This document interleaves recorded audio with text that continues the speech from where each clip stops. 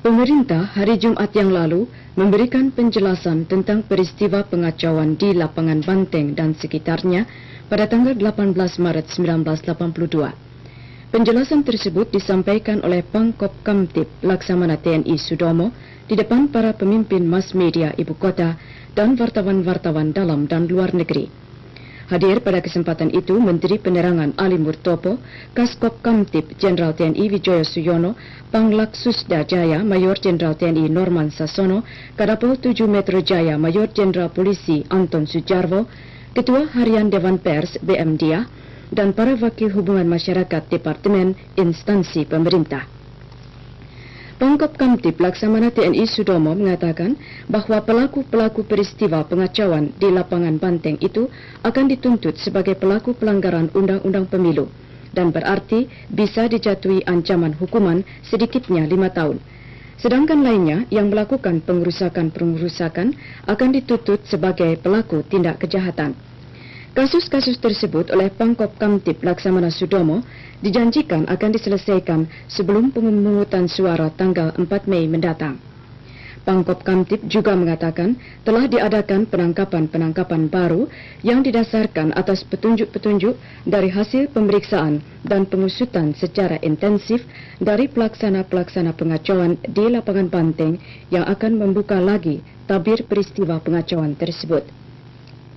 Dikatakan oleh Laksamana Sudomo bahwa Kop Kamtib telah menahan seorang komisaris dari salah satu partai politik, namun tidak berarti partai bersangkutan sebagai organisasi telah terlibat.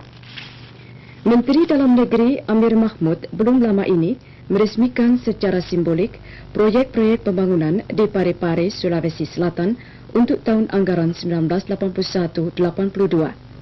Jumlah seluruh proyek yang diresmikan adalah 11.217 proyek dengan biaya pembangunan 14 miliar 748 juta rupiah lebih, terdiri dari proyek-proyek sektoral, Impres Dati 1, proyek bantuan pembangunan Dati 2, Impres Sekolah Dasar, Impres Kesehatan, dan proyek-proyek bantuan pembangunan desa.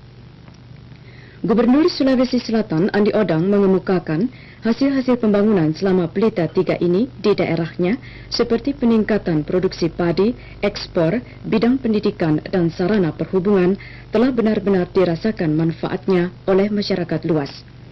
Menteri Dalam Negeri Amir Mahmud menyatakan gairah pembangunan memang tidak perlu terpengaruh oleh gairah pemilihan umum. Karena pembangunan dilakukan terus-menerus, sedangkan pemilihan umum menurut demokrasi Pancasila dilakukan setiap 5 tahun sekali.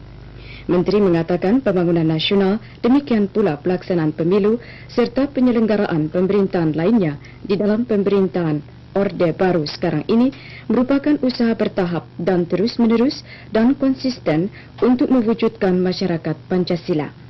Menteri Dalam Negeri beserta rombongan meninjau kantor Wali Kota Parepare yang baru diresmikan. Menteri Koordinator Politik dan Keamanan M. Panggabean hari Rabu yang lalu di Irian Jaya menyerahkan daftar isian proyek kepada Gubernur Irian Jaya Dr. Andes Busiri Suryo Winoto. Gubernur Busiri selanjutnya menyerahkan DIP tersebut kepada instansi-instansi di wilayahnya yang mendapatkan proyek. Jumlah DIP yang diserahkan tersebut naik sekitar 60% dibanding dengan anggaran tahun 1981-82. DIP tahun anggaran 1982-83 untuk Irian Jaya meliputi 193 proyek dengan dana seluruhnya 91,8 miliar rupiah. Selain itu diserahkan pula bantuan Impres Provinsi, Kabupaten, Kecamatan, dan Impres Desa tahun anggaran 1982-83 sebesar 115 miliar rupiah. Amanat tertulis Presiden Soeharto yang dibacakan oleh Menko Polhukam M. Panggabean antara lain menyatakan, sebagai bangsa yang sedang dan bertekad terus membangun, tidak ada sikap lain kecuali harus terus bekerja keras serta tetap prihatin dan hidup hemat. Kepala negara memesankan agar kemampuan, daya dan dana yang ada harus dimanfaatkan semaksimal mungkin untuk mencapai kemajuan dalam rangka mempercepat dan mensukseskan pembangunan. Sekarang kami sampaikan berita terakhir minggu ini. Presiden Suharto menilai pelaksanaan Pelita 3 yang kini sedang berjalan sebagai babak pertengahan yang sangat penting untuk meletakkan landasan mencapai masyarakat adil dan makmur berdasarkan Pancasila. Landasan untuk mencapai masyarakat adil dan makmur berdasarkan Pancasila itu, menurut Kepala Negara, ditandai antara lain dengan tingkat ekonomi nasional yang memiliki kemampuan industri yang tinggi dengan dukungan pertanian yang kokoh. Presiden Suharto menyatakan hal itu dalam sambutan tertulis yang dibacakan Menteri Muda Transmigrasi Martono pada penyerahan daftar isian proyek 1983 untuk Sumatera Utara di Medan kemarin.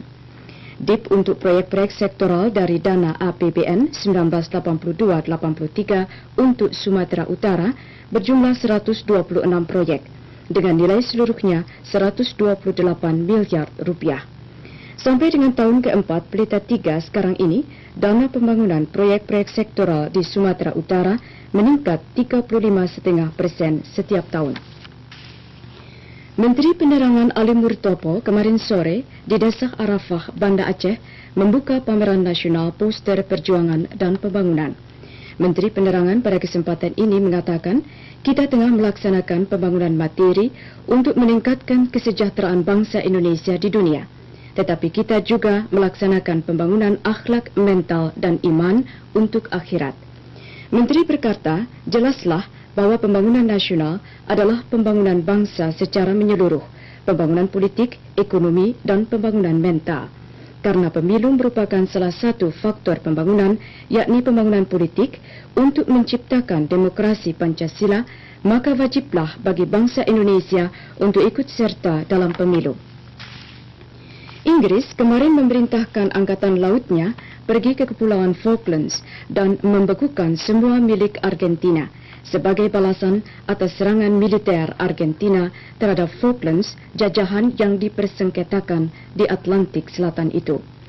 Perdana Menteri Thatcher pada sidang darurat parlemen kemarin mengatakan bahawa kapal pembawa pesawat terbang Invincible akan berlayar hari Senin besok untuk memimpin satuan tempur, tetapi menolak mengatakan apakah armada itu akan diperintahkan bertempur melawan Angkatan Perang Argentina yang kini menguasai Pulau Falklands. Perdana Menteri Inggris itu mengatakan bahawa Kepulauan Falklands masih tetap wilayah Inggris dan tidak ada agresi dan serangan yang dapat merubah kenyataan ini. Saudara, sekian sari berita sepekan dan berita terakhir minggu ini. Selamat siang.